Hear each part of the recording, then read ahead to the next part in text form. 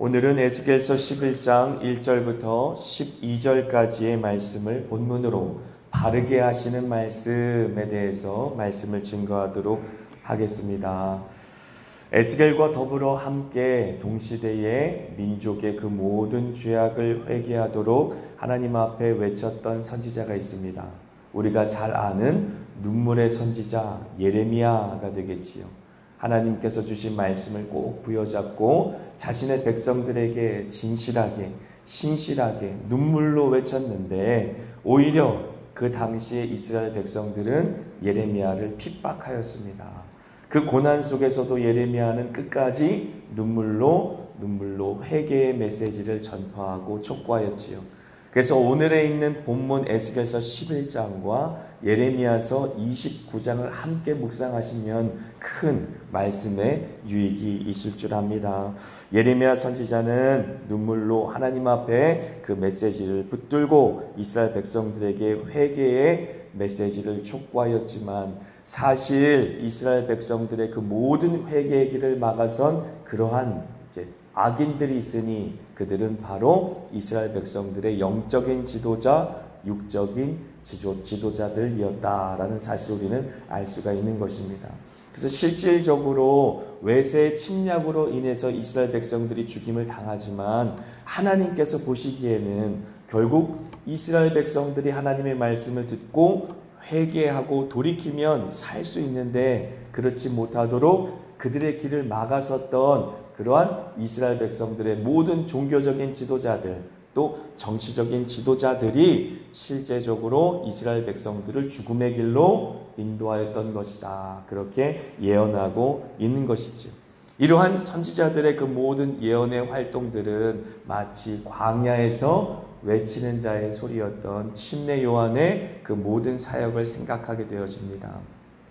외로움 속에서 홀로 싸우면서 아무도 인정해주지 않고 아무도 듣지 않는 것 같으나 광야에 외치는 자의 소리가 되어서 회개하라 라고 외치며 주님이 오실 그 길을 곧게 만들었던 침례 요한의 사역처럼 지금 예레미야도 그렇고 그리고 이제 에스겔도 그렇고 자신의 모든 인생을 다 들여 이제 자신이 사랑하던 백성들을 회개의 길로 구원의 길로 이끌기 위하여 듣고 있지 않지만 그들에게 외치고 있다라는 사실을 우리는 알 수가 있는 것이죠. 그렇습니다. 거짓 선지자들은 끊임없이 거짓 평안을 선포하였고 그 거짓 평안을 꼭 붙들고 정치인들은 자기들의 정치의 수단으로 이용하면서 이스라엘 백성들이 회개할 길을 꽉 틀어막고 있다라고 하는 것이지요. 그래서 마지막 구원의 기회마저도 이제 이스라엘 백성들의 고관들은 막고 있으므로 하나님이 보실 때에는 그들로 말미암아 이스라엘 백성들이 죽음의 길로 걸어가고 있다라고 예언하고 있는 것입니다. 그래서 결국 이스라엘 백성들은 적국의 칼에 의해서 멸망당하고 또 적국의 포로가 될 것이지만 이 두 가지의 길로 멸망의 길로 갈 것이지만 이 모든 책임은 그 모든 회개의 길을 막고 있는 거짓 선지자와 그 거짓 선지자들의 메시지를 꼭 붙들고 자신들의 정치적인 수단으로 이용하고 있는 백성의 고관들이다 라고 지금 이야기하고 있는 것입니다. 그래서 예레미야서 29장 19절 이제 에스겔서와 함께 29장을 살펴볼 텐데 예레미야서 29장 19절의 말씀을 한번 같이 읽습니다. 시작. 여호와의 말씀이니라 너희들이 내 말을 듣지 않았기 때문이니라 내가 내 종 선지자들을 너희들에게 꾸준히 보냈으나 너희는 그들의 말을 듣지 않았느니라 여호와의 말씀이니라. 아멘. 하나님께서는 쉼없이 하나님의 사랑을 지금 표현하고 계시다. 하나님께서 그의 백성들을 사랑하시되 끝까지 사랑하셨다라는 사실을 지속적으로 당신의 말씀의 종들을 보내심으로 말미암아 표현하고 계신다. 심지어 이스라엘 백성들은 듣고 있지 않지만 회개하지 않고 있지만 그들의 악한 길에서 돌이키지 않고 있지만 하나님께서는 그의 말씀의 종을 끊임없이 보내심으로 말미암아 하나님의 사랑을 표현하고 있다.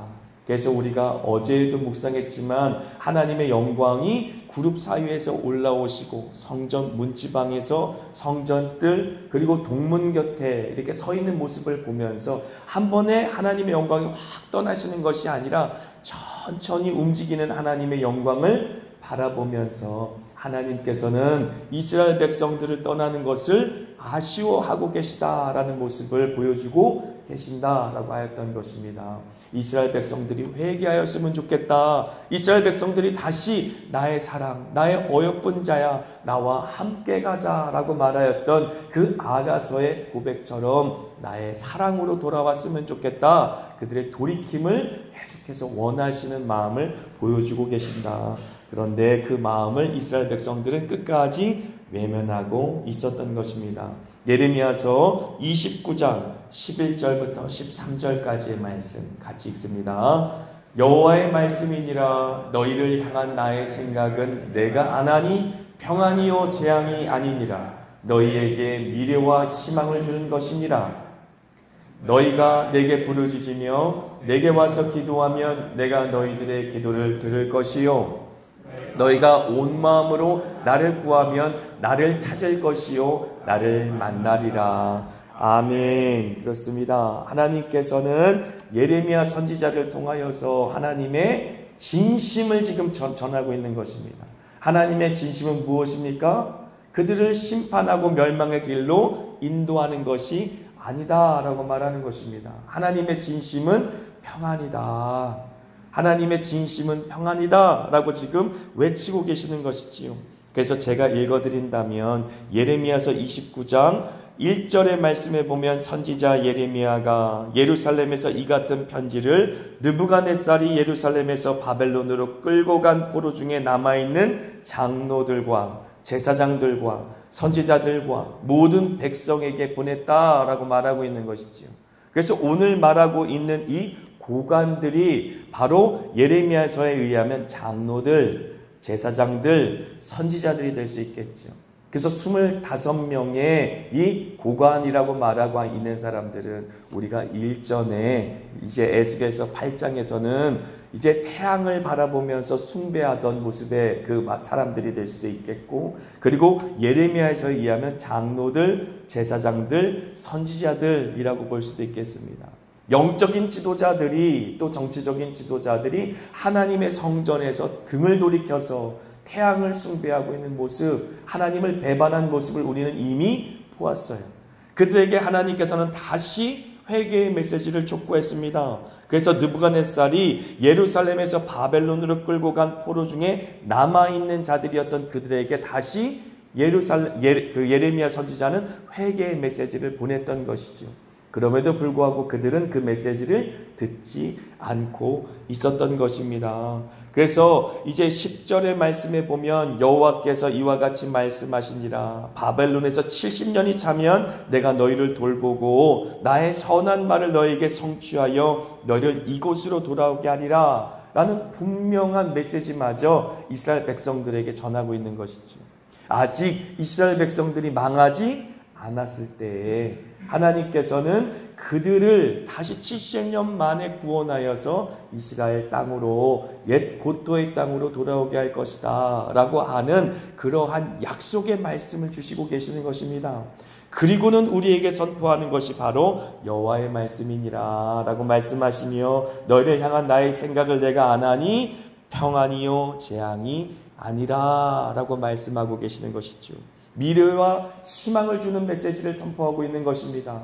너희들이 내 얼굴을 구하고 찾고 기도하면 내가 만나줄 것이다. 그 회개의 기도를 들어줄 것이다 라고 평안의 메시지를 하나님께서는 주시는 것입니다. 그 메시지를 반드시 이 모든 종교 지도자들 또 정치적인 지도자들은 듣고 이 백성들을 바른 길로 이끌었어야만 했는데 그 메시지를 정면으로 대항하고 있는 모습을 지금 에스겔서 11장 1절로 12절의 말씀을 통해서 우리에게 보여주고 있는 것입니다. 하나님께서는 예레미야 선지자를 통해 에스겔을 통하여서 회개의 메시지를 끊임없이 이스라엘 백성들에게 그 지도자들에게 보냈는데 그들은 그 메시지를 정면으로 대항하고 있는 것이죠.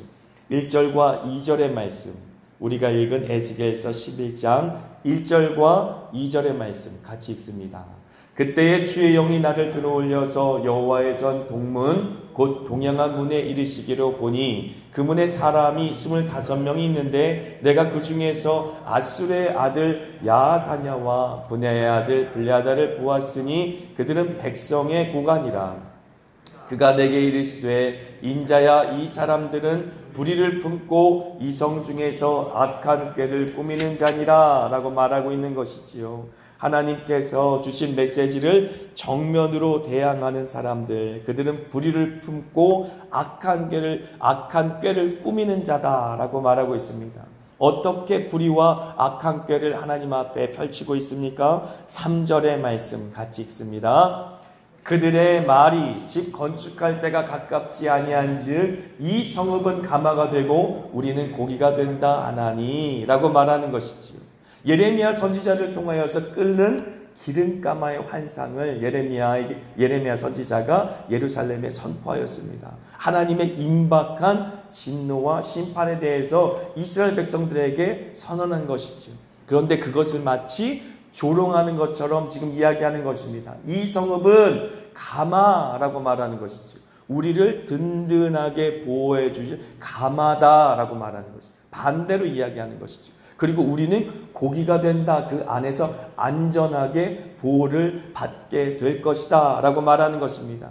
그리고 오히려 그들의 말이 집 건축할 때가 가깝지 아니하였다라는 말은 정면으로 예레미야 선지자의 이제 예언을 대적하고 있는 것입니다. 왜 그렇습니까? 이제 예레미야서 29장 5절에 보면 예레미야 선지자를 통해 하나님께서는 이제 70년 만에 다시 고토의 땅으로 돌아올 것이다 라는 예언, 하나님의 평안의 예언, 회개를 촉구하는 그 예언과 더불어 어떤 말을 하고 계시냐면 너희는 집을 짓고 거기에 살며 텃밭을 만들고 그 열매를 먹으라. 하나님의 심판은 이미 확정되었으니 이제 하나님께서는 모든 포로들을 바벨론으로 이끌어갈 것이며 이제 많은 이스라엘 백성들은 칼에 죽을 것이며 또 많은 사람들은 포로로 끌려갈 것이다 라는 예언이 반드시 이루어질 것이기 때문에 남은 자들 그들은 집을 짓고 거기에 살며 텃밭을 만들고 그 열매를 먹으라 라고 예언했어요.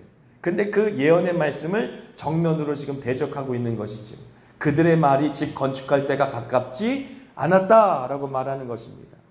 하나님의 예언의 말씀, 예레미야를 통하여 주신 그 말씀은 우리에게 응하지 않을 것이다. 그 말은 거짓이다. 오히려 거짓 선지자들이 말하는 평안의 예언이 우리에게 임할 것이고 우리는 안전하다라고 지금 말하는 것입니다.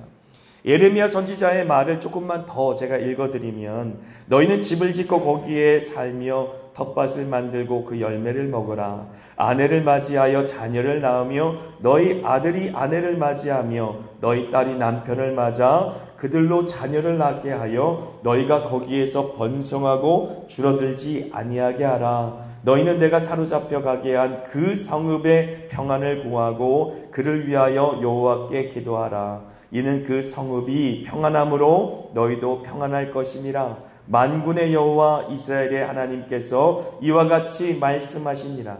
너희 중에 있는 선지자들에게와 점쟁이에게 미혹되지 말며 너희가 꾼 꿈도 고지 듣고 믿지 말라. 내가 그들을 보내지 아니하였어도 그들이 내 이름으로 거짓을 예언함이라. 여호와의 말씀이니라 라고 말하고 계시는 것이죠. 하나님께서는 이미 칼과 또 그들을 포로로 이끌어가는 것으로 심판하실 것을 예언하였고 그것이 그들의 가운데 온전히 이루어질 때에 그들은 하나님의 말씀을 순종하여서 하나님께서 그들을 세워주신 곳에서 마땅히 집을 짓고 평안하게 하나님 앞에 살며 하나님 앞에 기도하고 간구해야 한다라고 말하였는데 그 예언의 말씀을 그대로 대적하고 있는 것이죠. 7절의 말씀 우리가 같이 읽습니다. 시작. 그러므로 주 여호와께서 이같이 말씀하셨느니라. 이 성읍 중에서 너희가 죽인 시체는 그 고기요 이 성읍은 그 가마인데 너희는 그 가운데서 끌려 나오니라. 아멘. 그래서 하나님께서는 에스겔을 통하여서 오히려 그들이 거짓으로 예언하고 거짓으로 백성들을 미혹하고 있는 가마와 고기의 비유를 다시 정정하고 계시는 것이죠. 그래서 우리가 읽은 본문의 말씀인 6절에는 너희가 이 성읍에서 많이 죽여 그 거리를 시체로 채웠도다 라고 말하며 7절의 예언의 말씀을 통하여서 너희가 죽인 시체는 그 고기고 이 성읍은 그 가마다 라고 말하는 것이죠. 무슨 말입니까? 원래는 이 이스라엘 백성들의 고관이 직접적으로 이스라엘 백성들을 죽이지 않았지만 하나님께서 그 모든 이스라엘 백성들의 핏값을 그 종교 지도자들과 정치적인 이스라엘 백성들의 지도자들 가운데서 찾을 것이다 말하고 있는 것입니다. 왜냐하면 그들이 마지막 회개의 이 기회마저도 틀어막고 뺏었기 때문에 그런 것이지요. 하나님께서는 끊임없이 선지자들을 보내서 회개의 메시지를 촉구하였는데 오늘 이 본문의 말씀처럼 그 회개의 메시지를 왜곡하고 또 그 메시지를 믿지 못하도록 백성들의 그 귀를 미혹하게 하여서 회개의 길로 이르지 못하도록 꽉 틀어막고 있다는 것입니다. 결국은 그들이 증거한 거짓 메시지들 때문에 결국은 하나님께서 외치는 그 광야의 외침의 소리를 듣지 못하도록 백성들은 눈을 막고 귀를 막고 있었던 사람들이 그 당시의 종교 지도자들이고 그 당시에 이제 정치적인 지도자들이었기 때문에 실제적으로 그들이 백성들을 죽인 것과 진배없다라고 지금 하나님께서는 에스겔을 통해 이야기하는 것입니다. 그래서 오히려 그들은 우리는 감하고 우리가 그 안에 있는 고기다라고 말하였지만 하나님이 보실 때는 그 끓는 가마 속에서 죽어가는 백성들을 실제적으로 죽인 도살자들이 바로 너희다. 너희들의 손에 피가 가득하구나. 너희들이 이 백성들의 그 모든 죽임의 책임, 그 피에 대한 책임을 마땅히 져야 한다라고 이야기하고 있는 것이죠. 이러한 일들은 이스라엘 백성들의 역사 속에서만 있었던 것이 아니다라고 하는 것입니다. 로마 가톨릭의 역사 가운데도 계속해서 반복되었던 역사고 우리가 살아가는 이 마지막 때의 교회 역사 속에서도 반복될 역사이다라고 하는 것입니다. 결국은 하나님께서는 성경의 메시지로 말미암아 이 마지막 때에 하나님께서 구원과 심판을 함께 이뤄 가실 때에 그 진노의 심판 가운데 두렵고 떨림으로 구원의 길로 나와야 될 백성들의 그 모든 길을 막아선 거짓된 선지자들, 거짓된 목회자들의 거짓된 잘못된 다른 복음의 가르침으로 말미암아 하나님께서는 하나님의 구원의 메시지를 끊임없이 한 번도 쉼이 없이 이 땅 가운데 베풀어 주셨는데 이 땅 가운데 많은 영혼과 심령들이 그 구원의 길로 인도받지 못하고 멸망의 길로 걸어갈 수밖에 없다라고 하는 안타까운 현실을 우리에게 보여주고 있다라고 하는 것이죠. 11절의 말씀 같이 읽습니다. 이 성읍은 너희 가마가 되지 아니하고 너희는 그 가운데 고기가 되지 아니할지라 내가 너희를 이스라엘 변경에서 심판하리니 라고 이제 거짓된 메시지, 방백들이 선언하고 있는 거짓된 메시지를 수정하고 있는 것이 하나님의 말씀은 교훈하고 책망하고 바르게 하고 의로 교육하시지 않습니까? 다시 에스겔이 선언한 메시지를 통하여서 그 메시지를 수정하고 바르게 하고 계시는 것이지요. 하나님께서는 이미 심판을 확정하셨다. 하나님께서는 구원과 심판의 메시지를 함께 이야기하고 계시는 것입니다. 8절과 9절의 말씀, 하나님께서 이미 확정한 그 심판과 구원을 8절과 9절의 말씀에 우리에게 다시 한번 선언합니다. 같이 읽습니다. 나 주 여호와가 말하노라. 너희가 칼을 두려워하니 내가 칼로 너희에게 이르게 하고 너희를 그 성읍 가운데에서 끌어내어 타국인의 손에 넘겨 너희에게 벌을 내리리니 라고 선언하는 것이지요. 하나님께서는 이미 이스라엘 백성들의 그 모든 죄악으로 말미암아 회개하지 않으면 너희들의 그 모든 악행으로 말미암아 칼로 진멸당할 것이며 또 남은 자들은 포로로 이방 땅으로 끌려갈 것이다 라고 선언하고 있는 것입니다. 사랑하는 한마음교회 여러분, 이 메시지를 기억해야 하는 것이죠. 성경에서는 하나님께서 구원만 얘기하고 있지 않습니다. 구원과 함께 하나님께서는 반드시 심판의 메시지도 함께 선언합니다.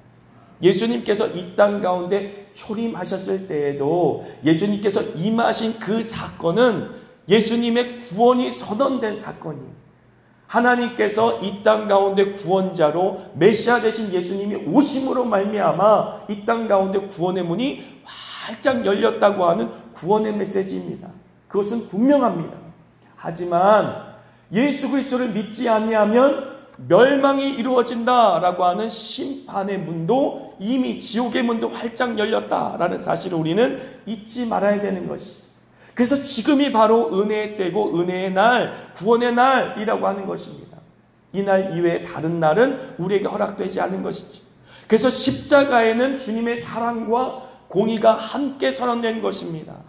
하나님께서 하나님의 아들 예수 그리스도로 말미암아 구원의 문을 활짝 열어두셔서 누구든지 예수 그리스도를 믿고 그 입술로 그 아들 예수 그리스도를 고백하면 구원을 얻게 될 것이지만 그 구원의 메시지를 거부하면 결국 멸망의 길, 진노의 길, 그 심판의 길로 갈 수밖에 없다라고 하는 하나님의 심판, 하나님의 공의가 선포된 장소도 역시 십자가다라고 하는 것입니다.